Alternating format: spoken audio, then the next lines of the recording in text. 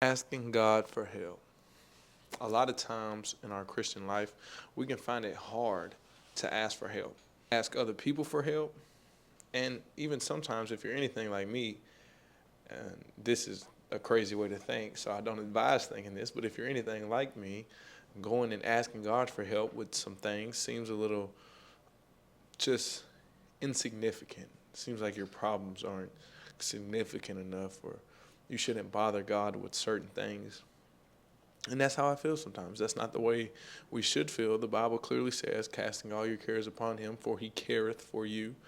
But nevertheless, as Christians, oftentimes we get in a position, a place where we're afraid or we don't want to ask for help. And here we're reading in Mark 10, verse number 47. Let me introduce the situation.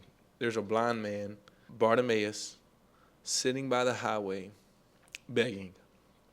And listen to what it says, 47. And when he heard that it was Jesus of Nazareth, he began to cry out and say, Jesus, thou son of David, have mercy on me.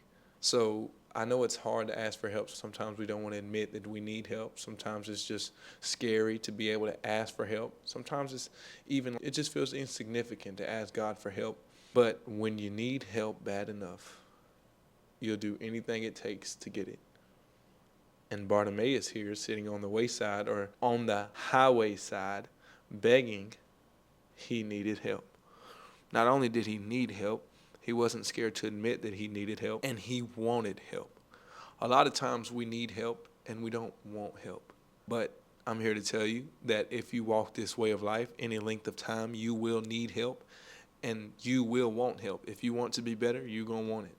And here he is. He began to cry out and say, Jesus, thou son of David, have mercy on me. And many charged him that he should hold his peace. But he cried the more a great deal, thou son of David, have mercy on me. Now here other people tried to make him feel like he was insignificant. His problem was insignificant to God. Hush, you don't need to say that. You don't need to cry out to him because it doesn't really matter. That's how they try to make him feel. And oftentimes that's how we feel about ourselves. But sometimes other people will make us feel like that. And sometimes the enemy will make us feel like that because he doesn't want us to get help. He wants to hinder that. He wants to push back against that. And if we try to seek for help, he's going to try to make it hard, which is what he was doing to Bartimaeus here. And they were telling him to shut up. Just shut up. You don't need to call out. But when you need help bad enough and you want help, you will call out and you will ask for help. And here we go. And many charged him that he should hold his peace. But he cried the more a great deal, thou son of David, have mercy on me. And listen to what it says. And Jesus stood still and commanded him to be called. And they called the blind man, saying unto him, Be of good comfort, rise, he calleth thee. When you want help bad enough, you'll call out. And when people tell you to stop, when you feel like stopping, when it feels like it's insignificant or you shouldn't be crying out like this and you should already have it figured out by now. But when it gets bad enough, when that need becomes great enough, you'll cry out. And when those feelings come, when those thoughts come, the enemy tries to place those thoughts in your mind, or the enemy physically tells you to hush in the form of using somebody to tell you that this is not worthy to call out for, or you shouldn't need help with this, you'll cry the more a great deal. Thou son of David, have mercy on me. Because when it becomes heavy enough on you and you need help, you will cry out, regardless of the situation, regardless of the circumstances. And listen to what it says. You can have peace and comfort in this. And Jesus stood still and commanded him to be called.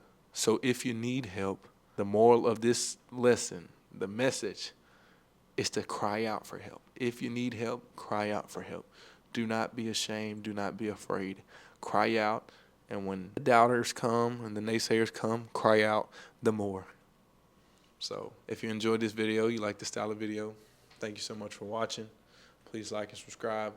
If you enjoy this, subscribe, stick around for more because there will be more coming. Until next time, hold on. There is a video here and subscribe button there. Until next time, peace.